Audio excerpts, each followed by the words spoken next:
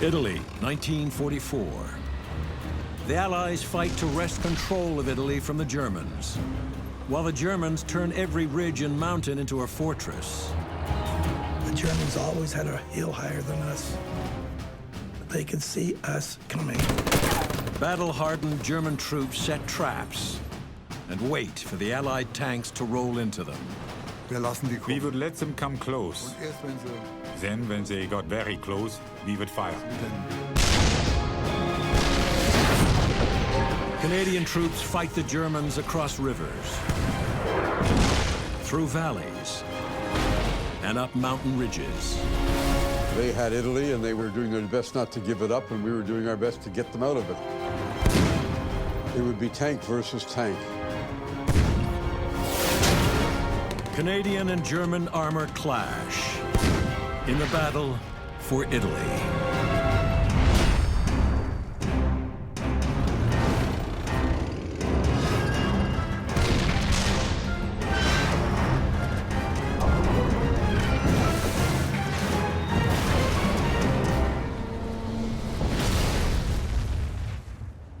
Italy today, beautiful, peaceful. But for thousands of years, armies fought here. The Carthaginian general Hannibal, Attila the Hun, and Napoleon Bonaparte all struggled here to win supremacy over the Mediterranean Sea. Italy is that great land bridge that connects three continents together. So all of the great empires that exist around the rim of the Mediterranean Sea have sought to control the Italian peninsula. And never was the fighting more vicious or desperate than between the Allies and the Germans in the Second World War.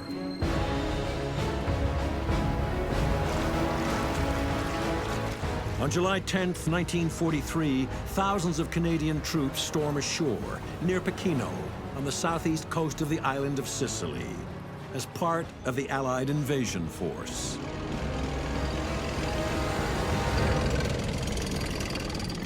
In a mere 6 weeks, the Allies conquer Sicily. And on the 3rd of September, they launch the invasion of the Italian mainland. 5 days later, on September 8th, 1943, Italy surrenders. The collapse of the fascist government in Italy led to the removal of the Italian armed forces from the Second World War, forcing the Germans to backfill with their own naval forces, air forces, and ground forces to defend the south coast of Europe. In a dramatic turnaround, Italy's former ally, Nazi Germany, decides to fight for every inch of Italian soil. They didn't just send 60 divisions to the south coast of Europe, they sent 60 of the best divisions to stop the Allies from breaking through into the southern approaches to Germany itself. And these well-trained, well-equipped German troops quickly discover they have a crucial and formidable new ally: the Italian landscape.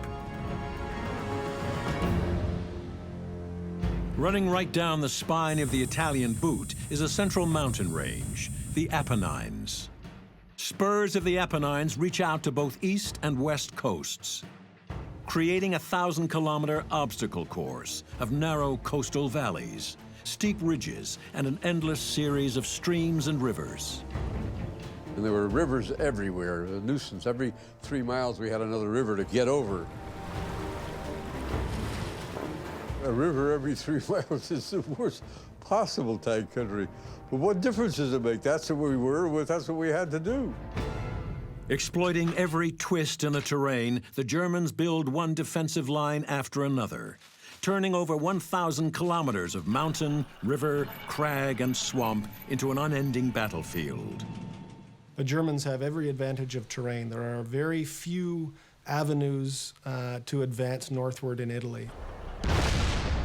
It takes a relatively small number of Germans to block all of the paths successfully. They're in a stationary position, they're just waiting for you to come along. The Canadians fight desperately for almost a year, including the vicious street battles in Ortona. Combat in Italy has already cost the Canadians almost 10,000 casualties. In May 1944, the Canadians finally smashed through the Gustav and Adolf Hitler lines in the Liri Valley, just 130 kilometers south of the Italian capital, Rome. We were getting ready, quite literally, to take Rome. That was our end objective. One of the last obstacles in the advance to Rome is the Melfa River, which cuts across the Liri Valley, 15 kilometers beyond the smashed Adolf Hitler line. The Melfa River is a giant anti-tank ditch that bars the approaches to Rome by cutting across the Liri Valley at right angles. The Canadians are ordered to seize the river crossings and open the road to the Eternal City. For the assault on the Melfa, the Canadian 5th Armored Division mobilizes a striking force of over 4,000 combat troops, 24 light tanks, and more than 160 Sherman medium tanks.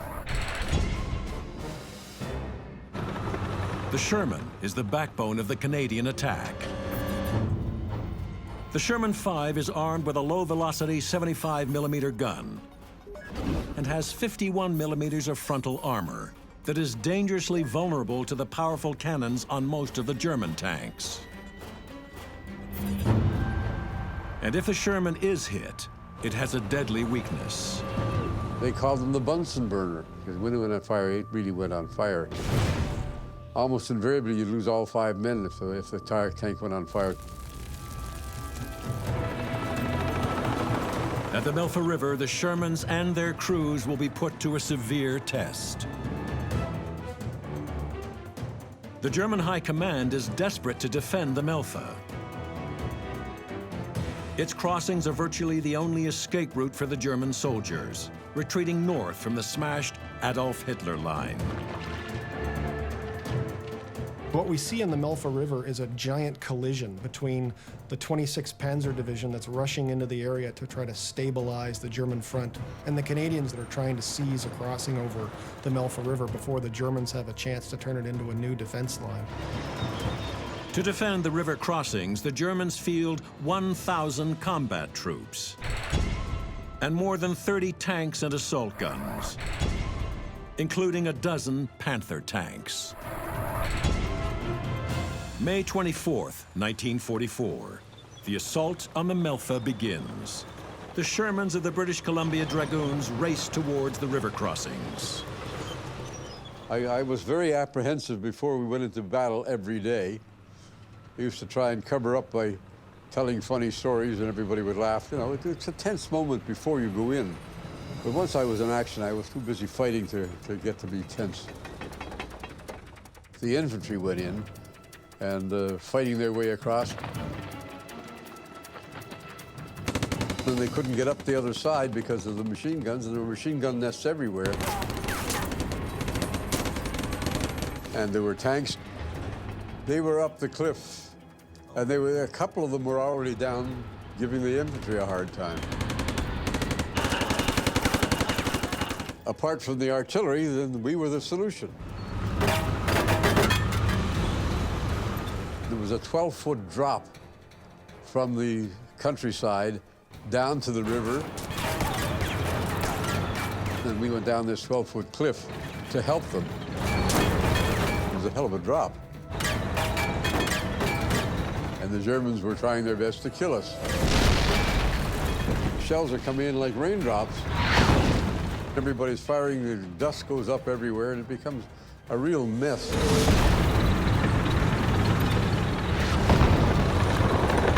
They came down their 12-foot cliffs and they met us on the beach.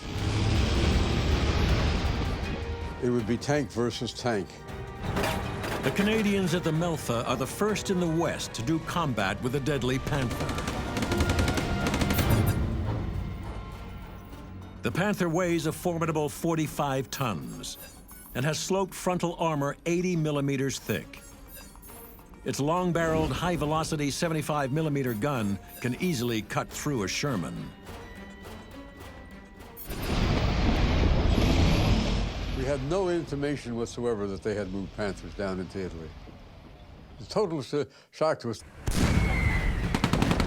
The Panthers were much slower than we were, but our shells just bounced off them. So they were real competition. They would go on fire same as we would if we hit them properly. If you were lucky enough to be able to put your shell right between the turret and the hull, where there was a hole, you could get in there. It's nice when the tank is firing at you, and they were, and you fire back and he blows up. That's a very good feeling, except that there are plenty of other tanks around. You don't sit around glorying, you're looking at the other tanks. I saw a couple of tanks go, but that was what you were there for. At the end of the battle, virtually all the German tanks have been destroyed, and the Canadians are across the Melfa. The German reinforcements are decisively defeated in and around the Melfa River, making it impossible to defend Rome. By June 1st, the Canadians are almost in Rome, the Eternal City, and the grand prize of the campaign. We were 26 miles away from Rome, and we figured we were going to be in Rome in about an hour, and we were told to stop. We found out why. The Americans wanted to take Rome, except it was no particular glory because the Germans didn't defend Rome. Films taken by Italian anti-fascists show the evacuation of Rome. The streets were deserted as the Nazis left. The Americans enter Rome on June 4th, but their glory and the headlines don't last long. 2 days later is D-Day, June 6th, 1944. As Allied troops land on the beaches in Normandy, and the decisive battle for France and Western Europe begins, suddenly the Italian campaign becomes a sideshow. We had been in action for about 11 months before D-Day. So we thought it was kind of funny, these guys who were just coming into battle now, swanking about it. So we called ourselves the D-Day Dodgers. We dodged the D-Day by fighting for 11 months before it. But even as France is invaded, the Germans redouble their desperate fight for Italy. And the Canadians are now about to face some of their bloodiest battles ever.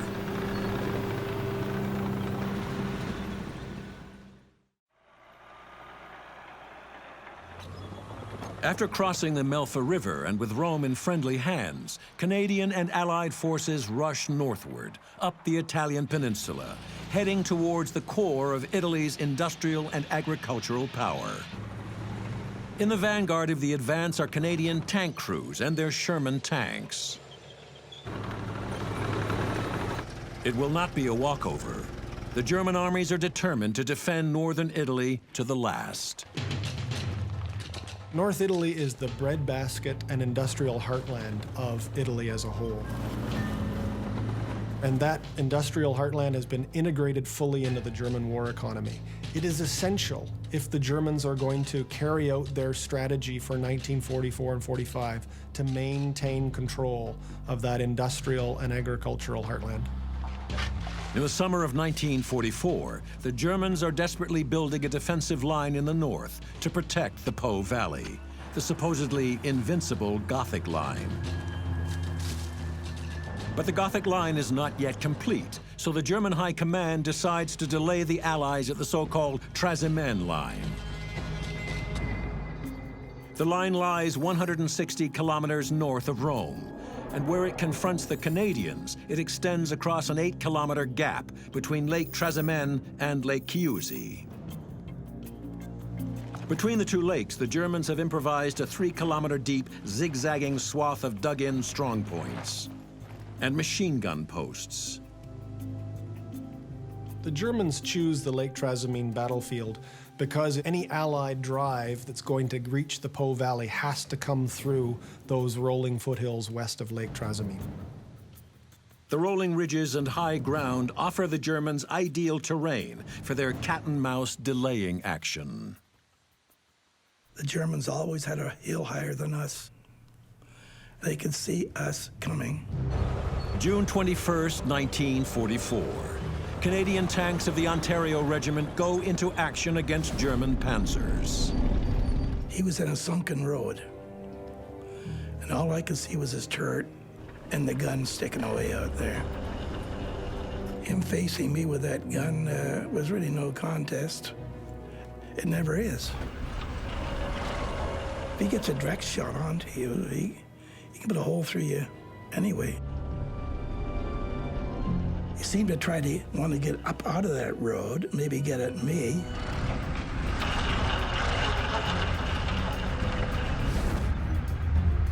The gun was up here, like at quite an angle.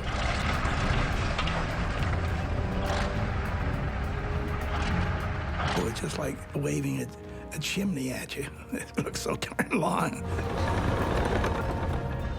He tried to get up, but he couldn't make it. If he got out of there, I was facing that gun head on. I shot 2 or 3 shots at him.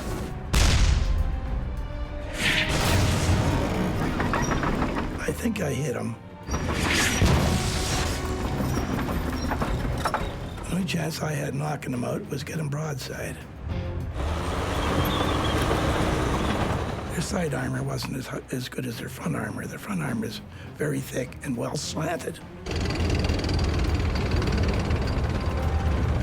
He just about disappeared about that time, and he went into some trees there. And I didn't see him from then on.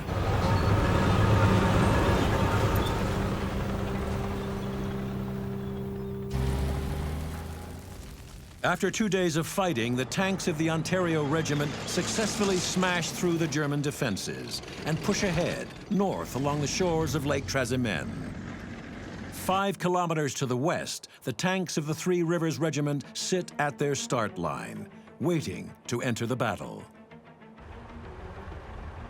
We were scheduled to start at 7 o'clock in the morning. They forgot to tell us the starting time had been changed. So we rolled out of our tank park and up the road to take position, only to find it was behind the German lines. So the Germans closed in behind us, and then they completely cut us off. As we moved forward with Major Johnson, we got a call on the radio from Captain Hunter, who said that he was being attacked from the rear. And Johnson said, "That's impossible." I said, "Well, if it's impossible, they just knocked out 7 tanks."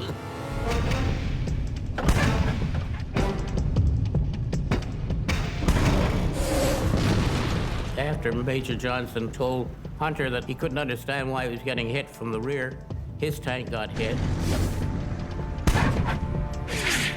Now surrounded by Germans and far beyond infantry support, the Canadian tankers hunker down to prepare for a long fight.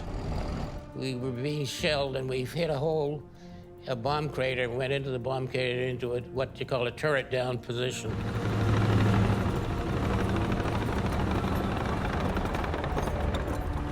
The land was fairly flat, and we were on a mold and could see what was going on. The crew commander, he saw the Panther.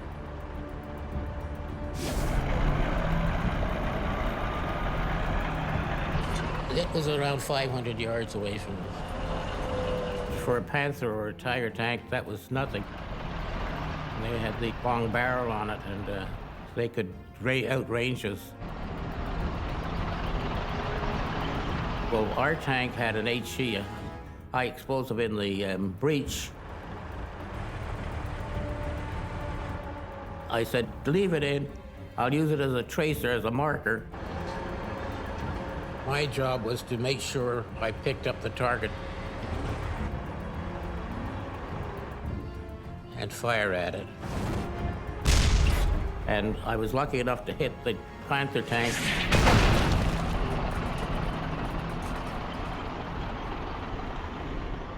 We never knocked out a Panzer tank with a Sherman. You'd never do it. But we had hit the turret ring just below the turret, which prevented the tank from turning.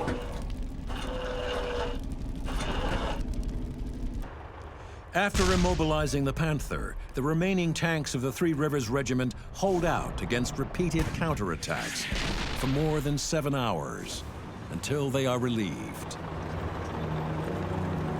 You go into those things with the idea that you're invincible, that regardless of what happens, they're not going to get you.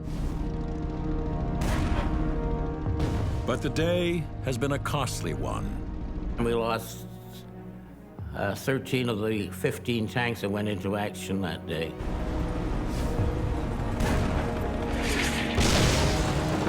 Our regiment never gave up an inch. We didn't back up. We held our position. And we never gave up a position once we took it. The relatively unknown battle at Lake Trasimene actually cost regiments in 1st Canadian Armoured Brigade some of their heaviest losses of the war. But 1st Canadian Armoured Brigade is considered to be the most effective, best trained tank brigade of all the Allied forces in Italy.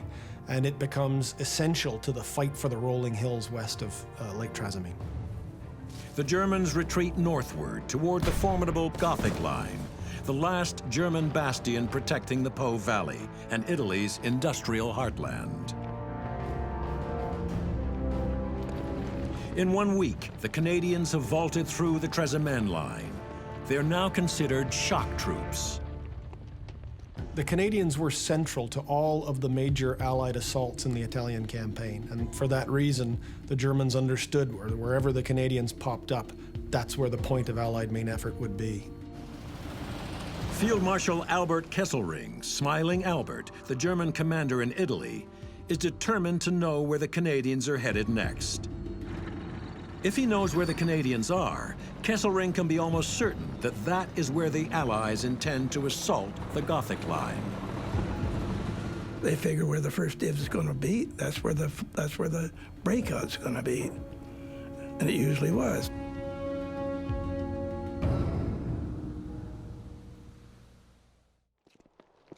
August 1944. The Canadians know that their actions are being anxiously watched by the Germans, and so it is in secret that they transfer to the Adriatic front and prepare to attack the Gothic Line. Allied commanders wanted to concentrate their best troops, their most powerful armored and artillery formations, to the weakest part of the Gothic Line, and so they transfer 1st Canadian Corps secretly across the Apennines to stage behind the Folia River to deliver the main assault on the Gothic Line.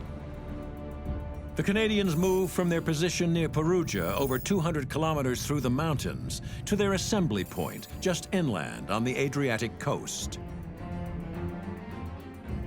The decision to move the Canadian Corps across the Apennines was a tremendous engineering and transport feat. The 5th Canadian Armoured Divisional Engineers actually had to build a road for their armoured vehicles that is still a well-used truck road to this day. Almost 11,000 vehicles, including 650 tanks, rumble through the mountains.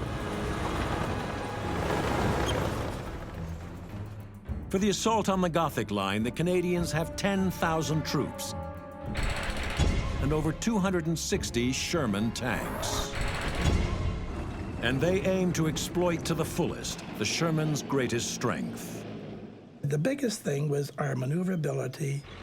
The Sherman tank was a great tank as far as that part is concerned.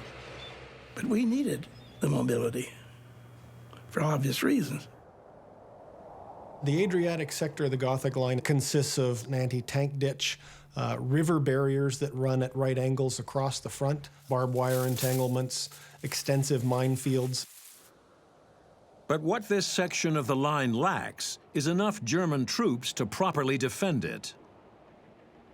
On the morning of August 31st, the German reinforcements are being rushed in from other parts of Italy now that the Germans know where the main Allied effort is coming. There's an awareness in Allied headquarters and Canadian headquarters that they've got to get high into the hills and take the German depth positions before the German reinforcements arrive. The Canadians will cross the Folia Valley, heading towards the heights of Point 204, near the town of Tomba di Pesaro. The Canadians understand that the key to their section of the Gothic Line are the heights around Tomba di Pesaro. The British Columbia Dragoons are supposed to attack up on those heights with a supporting battalion of infantry. That battalion isn't ready, so they make the decision to go alone. It's a costly decision. It means that they have to drive through a German anti-tank gun screen and thick concentrations of German artillery fire. Even without reinforcements, the Germans are ready for the Canadians. The worst part was the fact that they were entrenched in there and were waiting for us.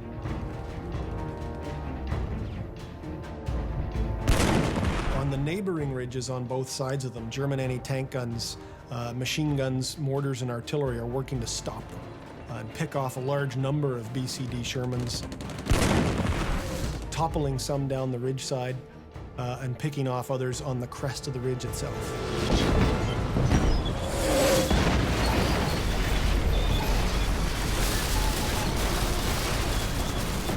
Before reaching the German lines, the Shermans must cross a minefield. We lost one tank, hit one of these mines, and poof.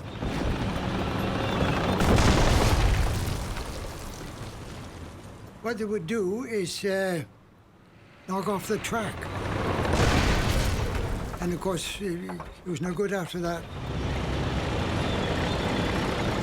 The British Columbia Dragoons are attacking up a ridge towards Point 204. The Dragoons make rather skillful use of the crest of the ridge itself. To expose themselves on the crest itself means certain death. So when at all possible, they keep the vehicles on the right side of the crest and shield themselves from the German anti-tank guns to the west. Anti-tank guns, either side, they were firing at us. Some aren't able to do it. At some points on the top of that ridge, it's impossible to stay on the right-hand side. You have to expose yourself across the peak, and at those times, those tanks are picked off by 88s. That 88 millimeter, that was a powerful, deadly thing.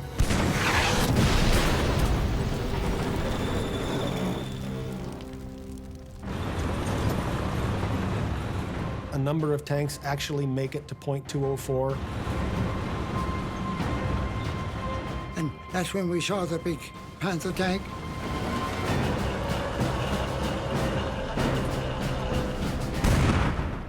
Only hit we got was just a glancing blow off the side of the tank. Wham! The noise inside was quite loud. It was facing us, and when I saw us, all three of us coming after them, he started to turn. But it didn't get very far.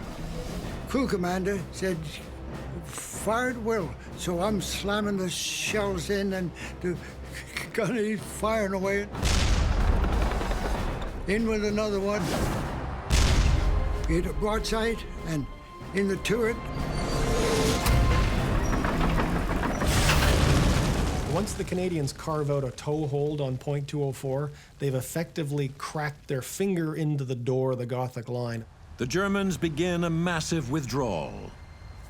The supposedly invincible Gothic Line has been smashed. After their victory in the Gothic Line, the Canadians thought the war with Germany just might be over. They assumed that the Germans were retreating from the Gothic Line and were about to abandon all of Italy. In fact, at that moment, German reinforcements were rushing to restore the front and keep the Allies from breaking into the Po Valley and setting up a new line of defense around a place called Coriano. And the heaviest of the fighting was about to break out.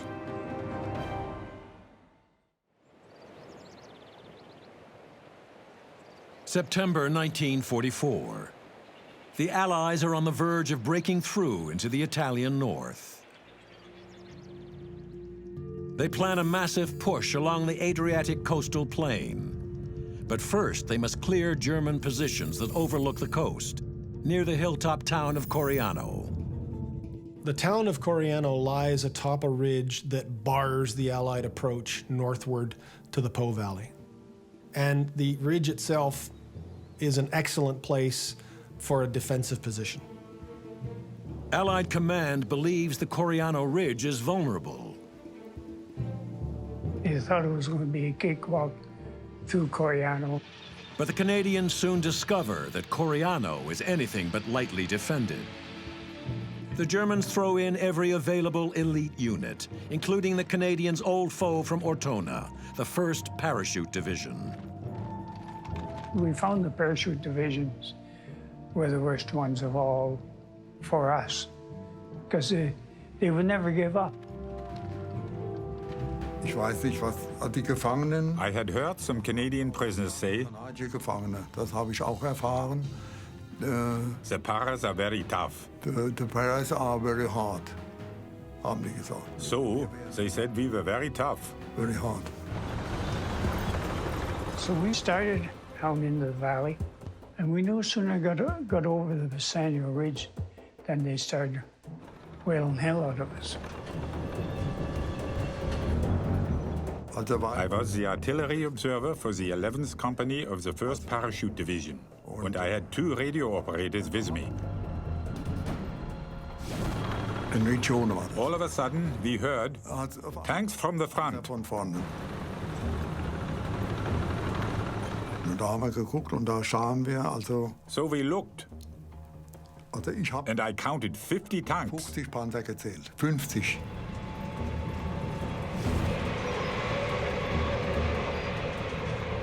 Wenn wir mit dem Funk After we had given an order by radio, kam innerhalb it took von about 10 10 minutes until some artillery arrived. Artillerie.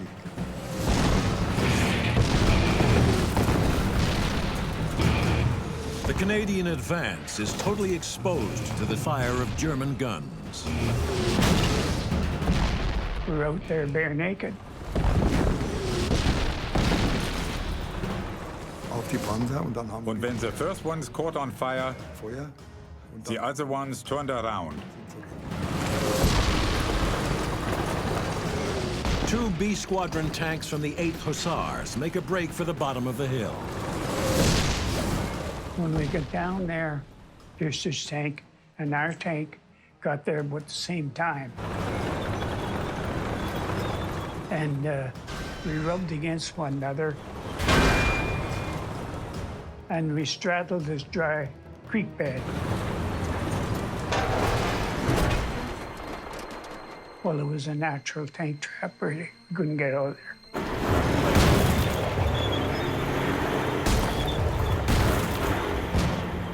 The stranded B Squadron tanks are assisted by the tanks of A Squadron, positioned on the ridge above them. A Squadron lays down a smoke screen, giving the men of B Squadron the cover they need to abandon their tanks and escape on foot. By the grace of God, we hit our lines, so we got away with it. None of our crew even got a scratch there. I feel I was very lucky to get out of that thing. The Germans successfully repel the Canadian attack of September the 4th. We fought off those attacks. They did not get through. But the cost to the Germans is great.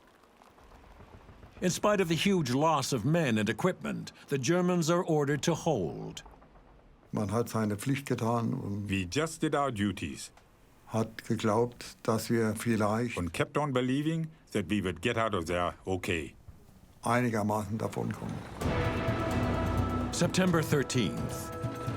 The Germans face a second Canadian attack on Coriano Ridge. In the second battle for Coriano, 15 Hussar Shermans penetrate into the center of town, assuming that the Germans have started to abandon Coriano Ridge. In fact, they find that the Germans are intent on clinging to Coriano at all costs.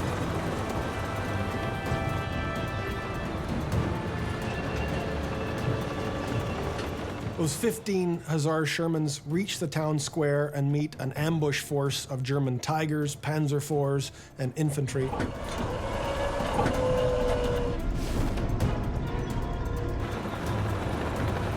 Wir lassen die kommen. We would let them come close, without firing at them. Und erst wenn sie Then, when they got very close, we would fire.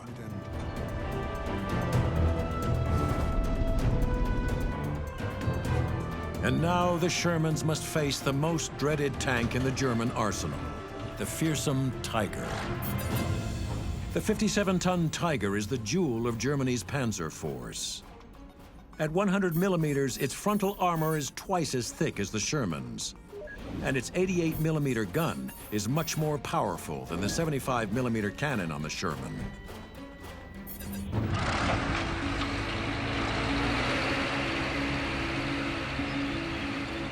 There was some kind of a weapon, Tiger tank.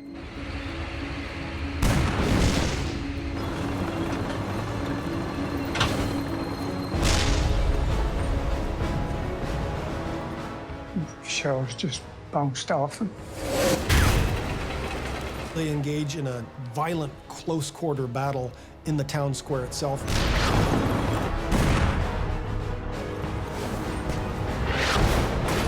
A number of Canadian tanks are hit. The Canadians were very hard pressed. Even though they outnumbered us by far.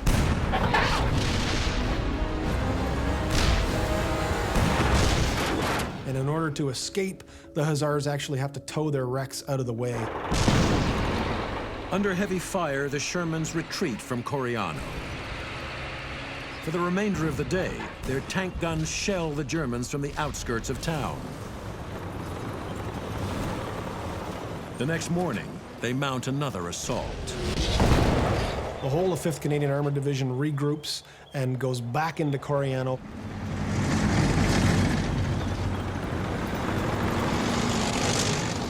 By this point, the German tanks inside Coriano have been wrecked by Canadian artillery. After a day and night of vicious, pitiless struggle, Coriano and its ridge are finally in Canadian hands. Just on the horizon, the Po Valley beckons. The men call it the Promised Land. After the battle for Coriano, the Allies are finally on the edge of the vast Po Valley. Being flat, the valley looks like ideal tank country. When the Canadians finally broke it into the Po Valley, many of them thought that for the first time in this war, they were going to be able to fight a battle without the Germans looking down on them. Tankers had been dreaming of the day when they'd be able to use their tanks in a breakout role and chase the Germans back to the Alps. Unfortunately, that was not going to be the case. The desperate German fight at Coriano had a clear aim. The Germans were waiting for the season to change. Autumn weather and rain will be the Germans' greatest ally in defending the Po Valley. Po Valley is a tanker's paradise in the summer dry weather. But because of all the rivers and irrigation canals that cut across it, once the fall rains arrive, it's a tanker's nightmare. Once it starts to rain heavily in September and October of 1944, the Po Valley filled with water. Any attempt to move off-road means that a 33-ton Sherman tank is going to bog down to its axles almost immediately. Tanks become irrelevant. You thought it was going to be easy, but it didn't turn out that easy. Mud makes coordinated cross-country tank attacks almost impossible.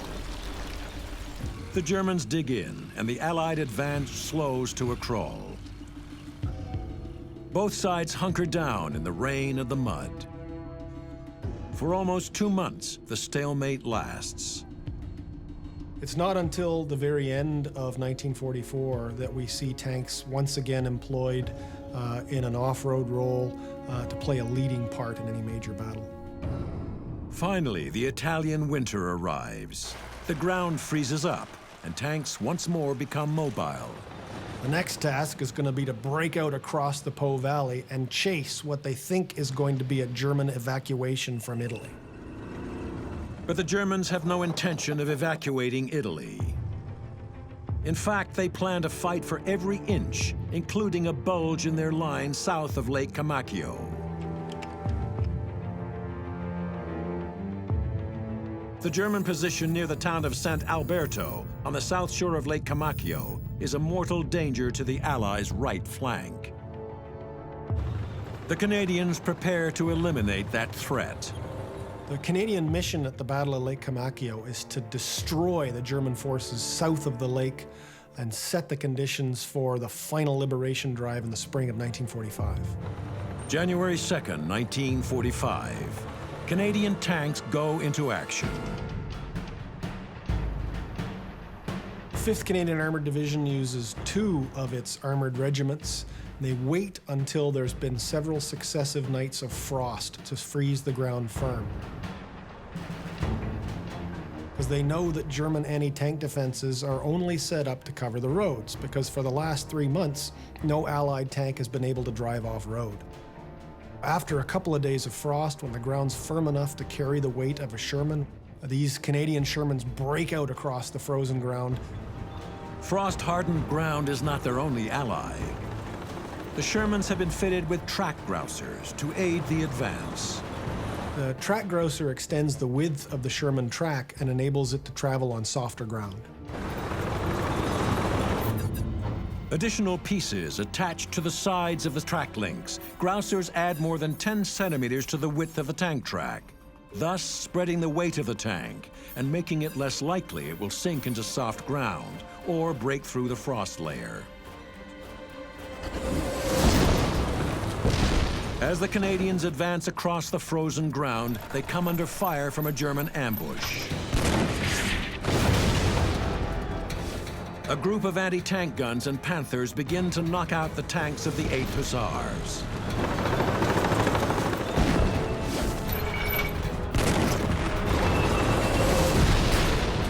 Sergeant Daniel McCaskill, crew commander of one of the Shermans, acts quickly. He stops his tank and opens fire on the German position. As he exchanges shell fire with the Germans, the rest of his squadron continues to advance. McCaskill's Sherman single-handedly knocks out 4 anti-tank guns and a Panther, while sustaining no damage himself. With the Shermans safely through the ambush zone, they continue their advance towards Lake Comacchio, leaving the German defenses in flames.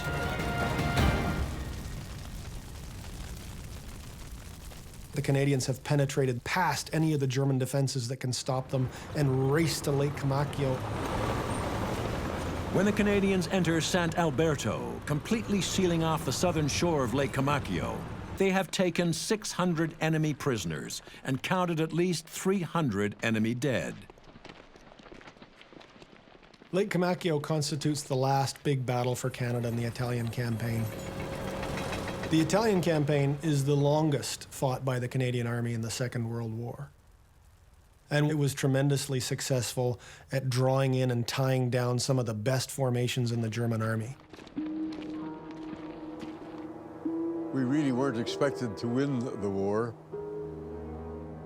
Our job was to take the strength out of Europe. And in view of the fact that there were from 30 to 40 divisions, German divisions sent to fight in Italy, we did a great job in taking strength away. And of course, we were causing tremendous casualties, which they had to reinforce, and they were using tanks and they were using ammunition. So we were sapping a lot of strength out of Europe. The Italian campaign saw some of the most famous armored regiments in Canadian history earn their spurs and prove their ability in the Italian landscape to win some of the most important Canadian tank victories of the Second World War.